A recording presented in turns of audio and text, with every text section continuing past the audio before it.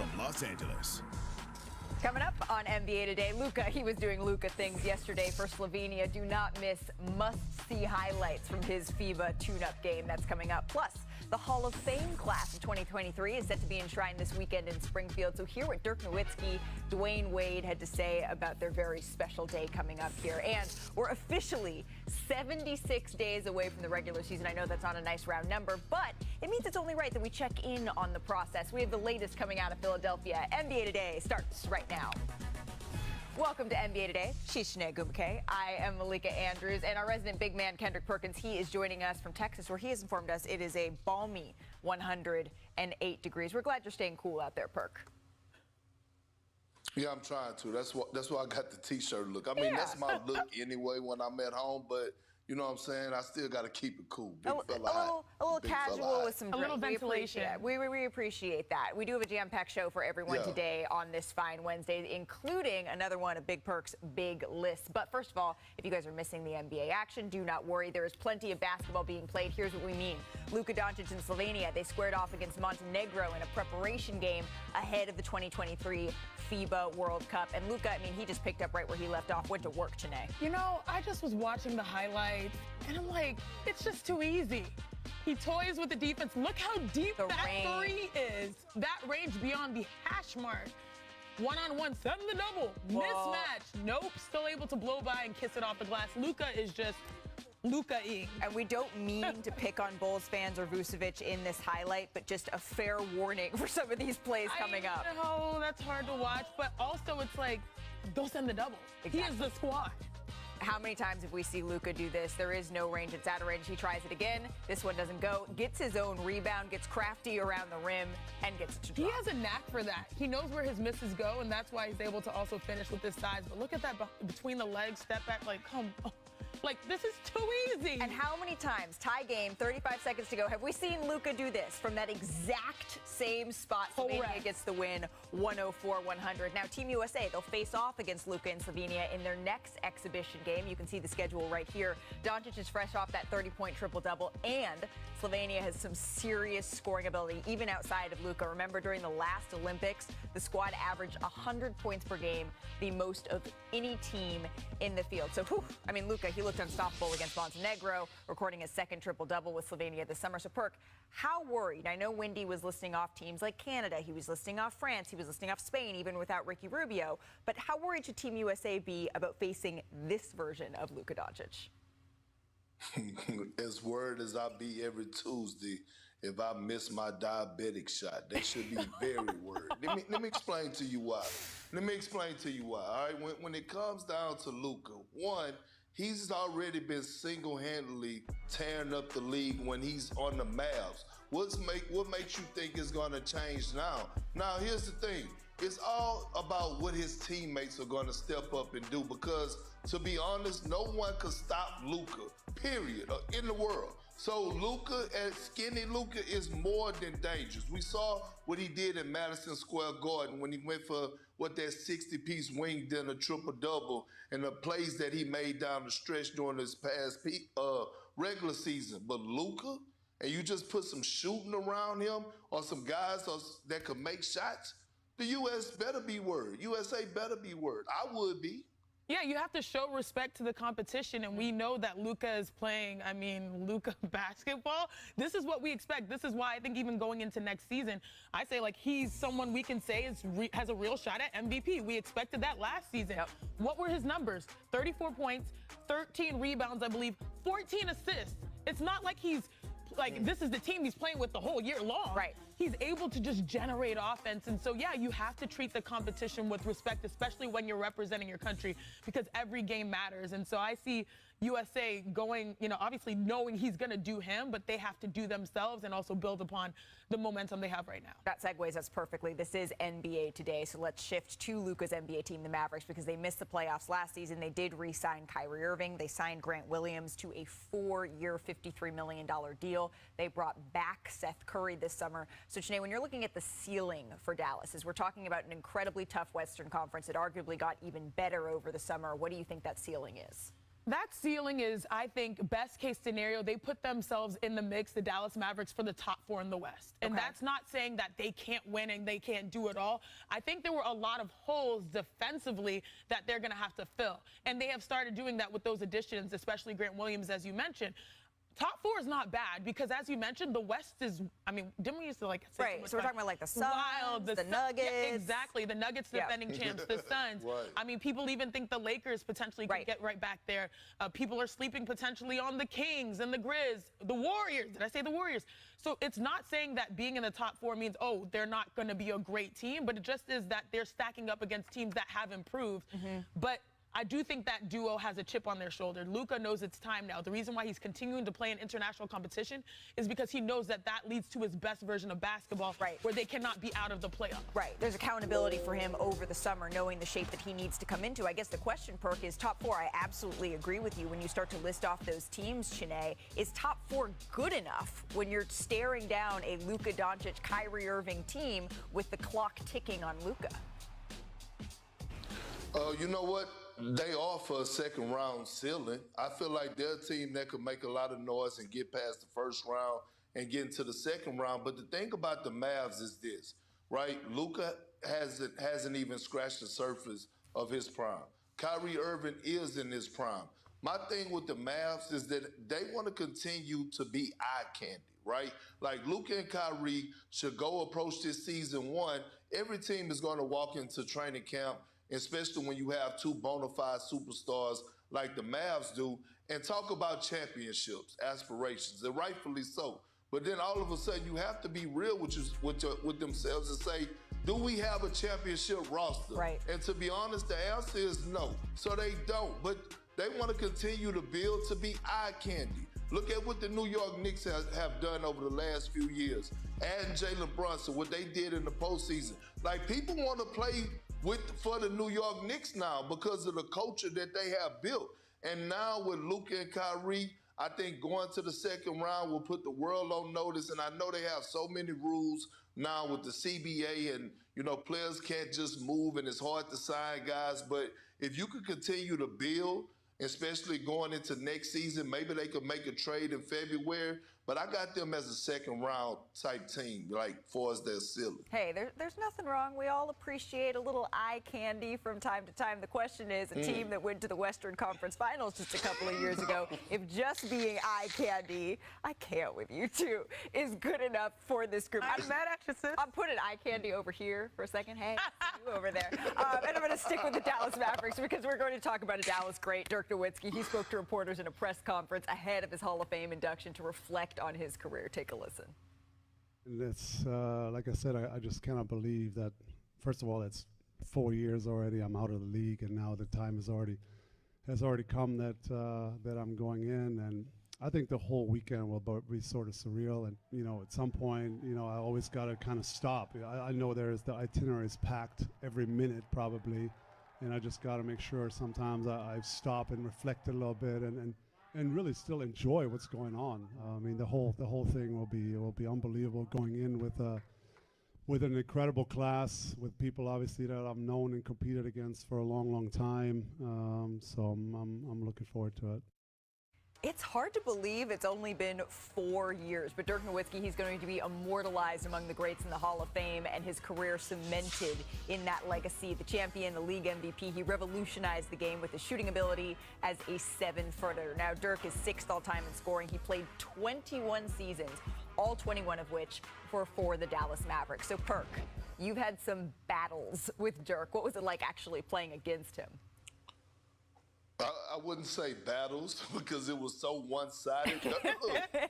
Dirk is the true definition of not running from the grind. He stayed in the grind. He carried the team for majority of his career, for like 80% of his career. When you talk about putting a franchise on his shoulders, I didn't watch Dirk give everybody that work. When you talk about turnarounds over both shoulders, the one-legged fadeaway, his mid-range game. And you know the thing that people don't talk about enough when it comes down to Dirk Nowitzki?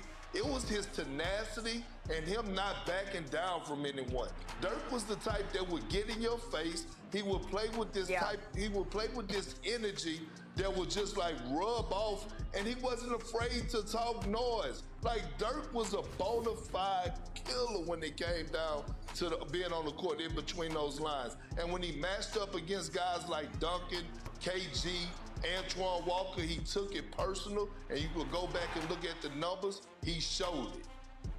Absolutely. And you're talking about the one-legged fadeaway. When I close my eyes and think of Dirk, that's certainly the shot that I picture. But when you're talking about impact on the game, when you're talking about legacy, you're talking about him as a killer. And there were some whispers, there still are from time to time, oh, you know, our international players, do they have the same sort of tenacity that the American players do?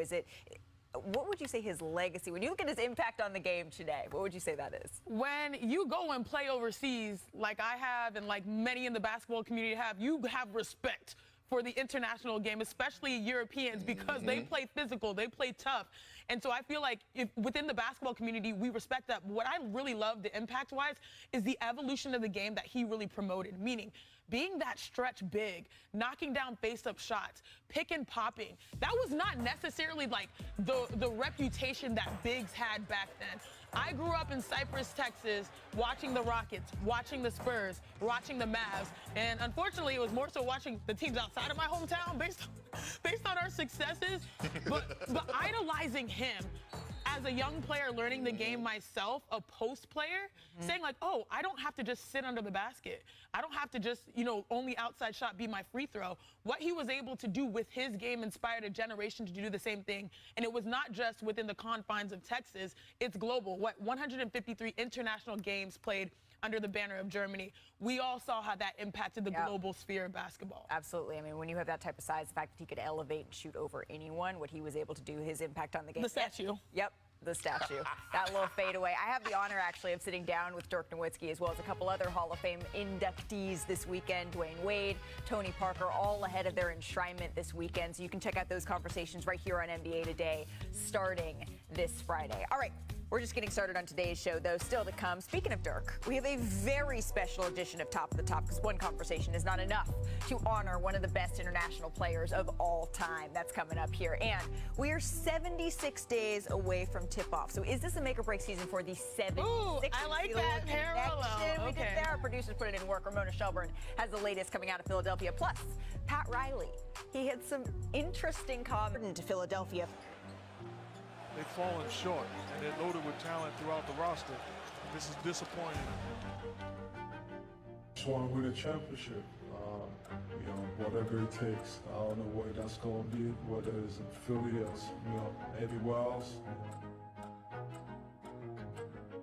We are now 76 days away from the start of the NBA regular season, so why not, you know, process where the 76ers are at. Philadelphia has had an interesting offseason so far. It wasn't necessarily, Janae, because they added a ton of players, right? But of course, James Harden, he opted into his deal. And then I was driving when we all got the reporting from Adrian Wojnarowski that said he requested a trade after he opted in. Exactly. I tried to stay in my lane, though. They've brought in Patrick Beverley, of course, Mo Bamba. They lost some depth a little bit here, and we're about to enter the Nick Nurse era in Philadelphia after the departure of Doc Rivers. So Ramona Shelburne is joining us here on NBA Today, and I feel like the Sixers are really at a pivotal point for their franchise, right? Joel Embiid, the reigning MVP, he is in the prime of his career. So Ramona, what are you hearing now in the beginning of August about where the Sixers organization stands with all things James Harden? Well, I think if you ask the players, they are hopeful that James Harden plays with them this year. That's option one. It's the same thing for the front office, but the front office is in a bit of a stalemate with James Harden. I mean, there's nothing happening right now in terms of trade discussions. Mostly it's the dead period for the NBA, but also there's just no offers that really move this team forward.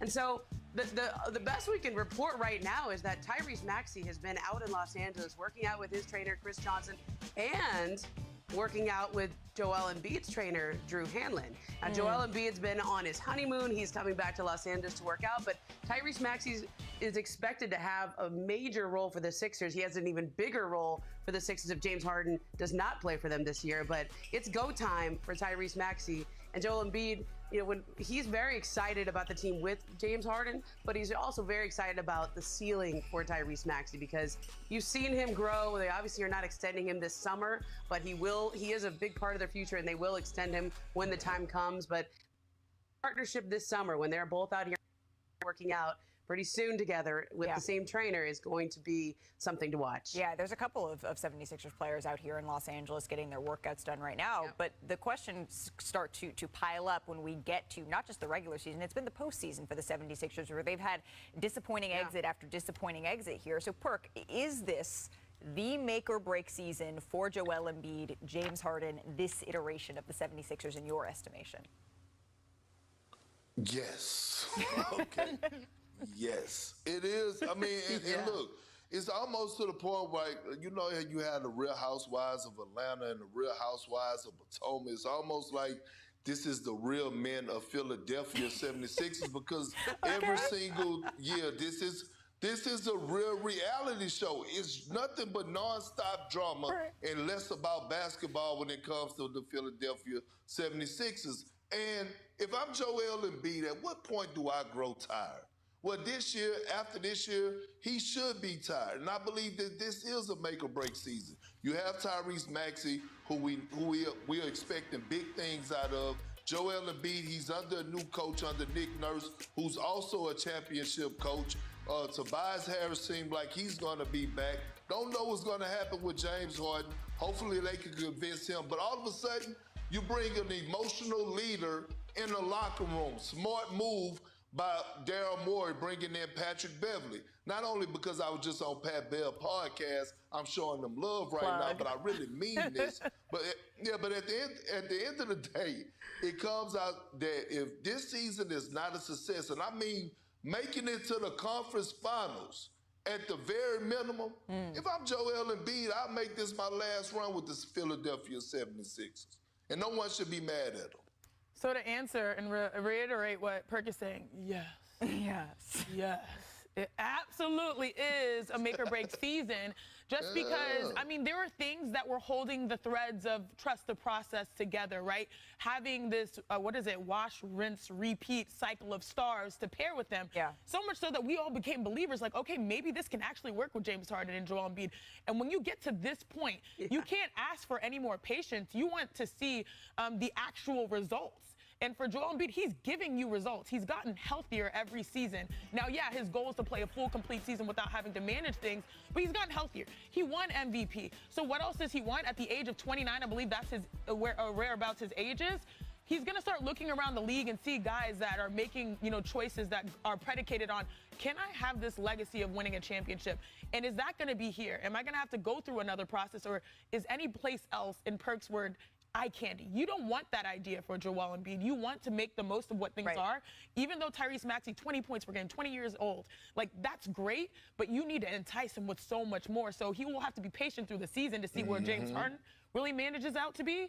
But still, it seems like if things don't go well in what is maybe a finals run, it's going to be hard to see him continue to want to be there. Well, particularly because we've talked about Joel Embiid and his injury history, and he knows this as well as anyone, the lengths he's had to go to take care of his body, to make sure he's on the floor at the most pivotal point in the season, in the postseason. His prime, it may not be as extended as some of these other players that we're seeing just now ask out of the franchise, like a Damian Lillard, who is saying, okay, now I feel like I've given this franchise everything. I need to go and look elsewhere to see if I can get to this mountaintop. But Ramona, you have covered Joel as closely as anyone. You wrote an extensive profile on him for ESPN, the magazine, a couple years back. Do you have any insight? What insight can you provide into his thinking around, okay, what needs to happen for the Sixers to make a legit champion run, or at least for him to feel good about where they're at? Well, I'll tell you this. He wants to come back in the best shape of his life. And so, when you talk about players losing weight and all that, that is a goal that he has set. I don't, until we see it, let's push pause on that. But I think his mentality is he's going to give everything that he has to the Sixers this year. And that includes putting his arm around James Harden. That includes trying to lift Tyrese Maxey up. That includes inviting all those guys to his wedding. You saw Tobias Harris there, right? You saw George Niang, former Sixer. And I think this year really is a make or break year in the sense that they have all this cap space going forward, and that, you know, he's in very close communication with Daryl Morey in the front office, even owner Josh Harris, talking about their plans and strategy for the future. And so their plan is, we've got cap space after next year. Well, you better do something with that cap space. Does that mean free agents? Does that mean trades? Joel Embiid is very involved in all of those discussions going forward with the 76ers. And I think when we talk about this year, it doesn't necessarily mean at the end of this year he asks out. Right. It means this year is very important because they got to get a squad together for the long haul if they want to keep Joel Embiid happy and in the fold. And he's very involved in all of those conversations with that front office. So finish the sentence for me, Perk. The 76ers is presently constructed. Their ceiling is blank. The Eastern Conference Finals. And is that good enough for Joel Embiid if you were Joel? Well, it's a step further than what he's been in the past, so absolutely. Okay, Janae? I concur. No notes. I'm okay with this. Thank you so much, Roberta. I'll say this. Go ahead. I'll say this. It's not just about where they finish this year. It's about what it looks like going forward. Right? So you hear a lot of teams talk about cap space, okay? What does it look like and what you do with that cap space going forward? I think that's the most important thing. Well, because this new CBA has us in what? A whole new world. Correct. Still to come on NBA Today. Ramona Shelburne, thanks so much for stopping by. Pat Riley, he wasn't singing, but he made some comments. I thought that was pretty good. It was good. You could have gone harder, though. No, I couldn't. Hear what Pat Riley had to say about the greatest Heat player of all basketball world. And we're going to start in Dallas, where the Aces defeated the Wings. I don't know, defeat is a kind term for it. 104-84. Asia Wilson dropped 28 and 14 on her birthday. Las Vegas is one victory shy of tying their franchise record of 26 wins. Chene, what makes this team just so dynamic? I mean, they have multiple years of multiple #1 picks, and they all just have continued to develop. I mean, they're just hard to guard. Look how hard they're playing, because when they had that loss to the Liberty, you knew they were going to bounce back, and it just happened to be the Wings in their way. They came back with a vengeance. All right, let's head west to where we are in Los Angeles, because Paul George, on a recent Twitch stream, he said, mark my words, I'm going to be on my bully next season. So, Big Perk, are you buying the hype in Paul George and the Clippers? I am buying stock in Paul George, not the Clippers necessarily, but I feel like he will play his best basketball because of one individual by the name of Russell Westbrook. Remember the last time those two were on the floor together, Paul George was in the MVP conversation with the Thunder. Well, we're taking an international trip now in Istanbul. We're Alper in Şengün, one of Perk's favorite players. Put on a show, 24 points, 8 rebounds, 8 assists. Turkey beat Poland 87-84 in the 2023 pre-Olympic qualifiers. So, Chene, big things you're expecting from your Rockets in Şengün? I'm here for any kind of Rockets content. I mean, 24, 8, and 8. People love how he plays. I'm excited about Van Vliet. I'm excited about Brooks. And now we're, the 7th youngest roster? So, like, we're moving up, you know? Right. Not the babies anymore. Not to mention new head coach in the building. All right, let's bring it stateside, where the New York Knicks and Josh Hart, they're finalizing a 4-year, $81 million contract extension. That is what our Woj reported. So, Perk, do you like this deal for both sides? I love it. And to all the young fellas out there, Josh Hart, 10.7 rebounds this postseason for the Knicks. Be a star in your role and you will get paid. Great signing on both sides for the Knicks and Josh Hart. The Knicks are going to be a problem. Be a star in your role. It's a great thing for all of us to keep in mind every day. I try to do it. I know Chene is a star in all roles she does. And speaking of stars, George Sedano joining us in studio. I do want to keep it in New York here, because for the first time in what felt like forever, the Knicks, they were able to get to the second round and have a playoff appearance there. Josh Hart, Jalen Brunson, they're going to be paired together for the foreseeable future. Of course, we got some Nova love, adding Dante DiVincenzo. I know, though, Knicks fans, we love you. You're not necessarily patient, right? So do you think that they're taking steps in the right direction here, George, the Knicks? Absolutely. I think they've been doing this now for a couple of seasons. And previous iterations of this front office have tried to fast-track things. And that's not how you can build a sustainable winner, in my opinion. Yes, there's outliers in those situations, but if you're the Knicks, you've got something good. You've taken steps now to be a formidable team in the Eastern Conference. To me, they're one player or one big move away from being a real contender in the Eastern Conference. Oh, I absolutely agree. And now hopefully they can put it all together. I was going to say, and save you more. That's like, because the Knicks, like, if you're a star looking to play somewhere and you look at their roster, you're like, oh, I can do that.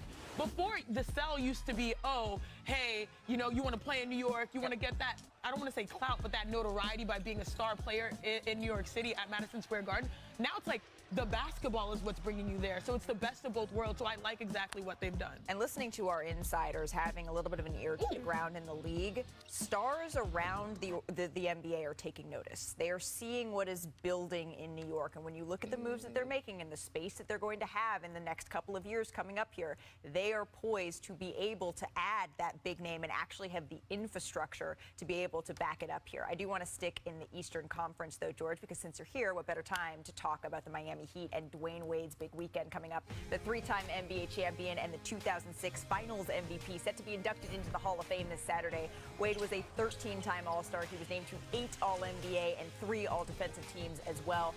Wade was the leading scorer for Team USA's Redeem Team at the 2008 Olympics, and he followed up that gold medal run by winning the NBA scoring title with a career-best 30.2 points per game in the 08-09 season, the most by any Heat player ever. Now, Heat president Pat Riley, this was interesting. He lauded Wade on a conference call with reporters yesterday, saying, quote, Dwyane is the greatest player who ever put on a uniform for us. LeBron James, he was here for 4 years. He gave us a tremendous lift, but over the body of work here in Miami, Dwyane is the greatest player who ever played for the Heat. That's not an insult to LeBron. That's because of his longevity and the short term that LeBron was here. So clearly, Riley knows how these comments could be taken, did everything he could to say, but, and caveat, just to make sure I understand it. But at the end of the day, George, how do you take this? Do you think this should be a slight for LeBron, or are we just good? We understood what Pat Riley was trying to It's say not here. a slight to LeBron. Agreed. Come on, let's be real here. Dwyane Wade is the most important, which makes him the greatest player in Miami Heat franchise history. Shaquille O'Neal chose to play with Dwyane Wade. The Lakers weren't going to trade him to the West, but they were going to trade him in the East. And he chose Dwyane Wade as his sidekick, knowing the greatness that was soon to follow from Dwyane Wade. Not only that, obviously LeBron James and Chris Bosh come to play with Dwyane Wade. Dwyane carries them to a championship. Those two guys eventually come a few years later. They chose to play with Dwyane Wade. Dwyane also didn't let ego get in the way when him and LeBron in 2010 were near the top of the league, right? You could make the case they were top 2, top 3 players. And Dwyane stepped aside and said, no, LeBron, this needs to be your team. The pecking order needs to be you and then the rest of us. If you're comfortable, you're good. So the fact that he did all that, the fact that he has the longevity, the fact that he got Jimmy Butler to Miami after his playing days, he is absolutely, undoubtedly the greatest player in Miami. Where's Director Kathy when we need her? I know, not to mention, I mean, Dwyane Wade said that he wants to be, Dwyane Wade said, Jimmy Butler said that he wants to end his career, right, with the Miami Heat, in large part because of what he saw from Dwyane Wade. So big perk. You ran into those Dwyane Wade Heat teams a couple of times. What do you think about these comments from Pat Riley? Oh, he was spot on. He was spot on. Look, I mean, when you talk about what he accomplished in the Heat uniform, no one could argue that. Dwyane Wade is the greatest Heat player to ever touch the basketball. It's what you did while you had on a Heat uniform. It's no slight to LeBron. It's the same thing when I said Russell Westbrook was the greatest Thunder ever in my eyes. It's because Kevin Durant had the opportunity to leave. He chose to leave, and he passed the torch to Russ, and Russ embraced it with open arms. Won the MVP, triple-doubles back-to-back years. It's the same thing with Kyle Lowry in Toronto. I feel like he's the greatest Raptor of all time because what he accomplished in a Raptor uniform. So at the end of the day, Pat Riley didn't tell no lie. It was all honesty and it was real. And D-Wade will have a statue outside of that arena sometime in the near future. But can I say this too? Please. Can a lot of these people leave D-Wade alone? D-Wade doesn't bother anybody. Now, I've been seeing all these conversations about, Dwyane Wade and Paul Pierce. Who would you take, Dwyane Wade or James Harden? Can we let Dwyane Wade just have his moment? He's inducted into the Hall of Fame. Dwyane Wade is the guy that always give people their flowers. Like, leave him the hell alone, please. Let that man live in peace. Man.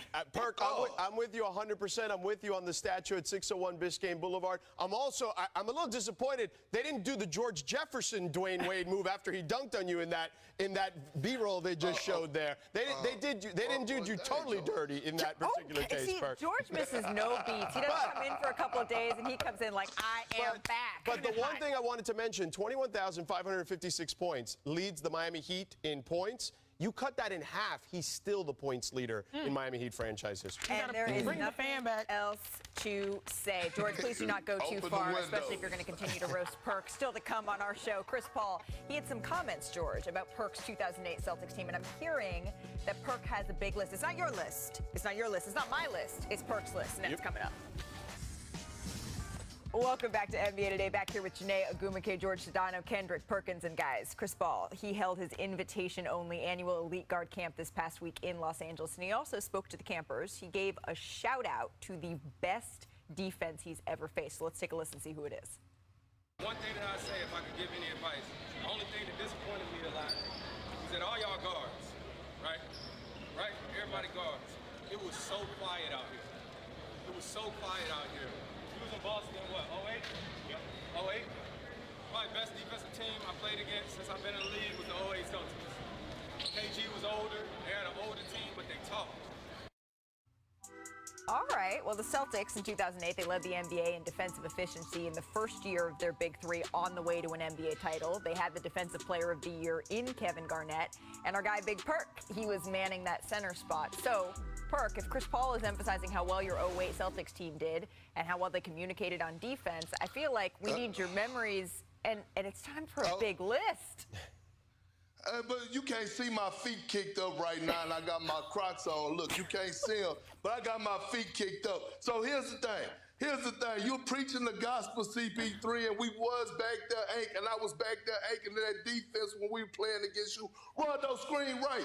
But damn it, it's time for my list, right? And I didn't want to dive into history because I didn't feel like going into 1961 and 1962 when we were going to talk about the Celtics and we're going to talk about all these old school teams. I wanted to talk about the 2000s. So, George, when I start going over this is my list, okay? This is not Malika's list, and this is not Shanae's list. So this is my greatest defensive teams since in the 2000s. Number 5 coming in, bam! I know, Malika, you gonna like this one. Hey. The Golden State Warriors, right? I'm gonna show a lot of love because all people talk about was what Steph Curry and Klay Thompson did from the three-point line. But nobody talked about how Andrew Bogut and Draymond Green anchored that defense, how Klay Thompson was an elite two-way defender at the time, how they went on to capture their first NBA championship under that culture with Harrison Barnes as well. So number 4 coming up, help me out, Malik, I'm gonna throw you the lob, let me hear it. Bam! There we go, the Los Angeles Lakers. Damn it, you don't three-peat unless you play defense. This was 2001, 2002, Kobe and Shaq, 3rd championship in a row. And we could talk about how dynamic and how enforceful and how dominant they was on the offensive end, but they strapped down. They was on people's heels like a pair of socks. And so I had to show my love because it's hard to three-peat. And they did it in the 2000s. And I don't believe no team has done it since then. Coming in at number 3, Janae, I'm dropping you this no-look, catch it. Run it to me. Bam!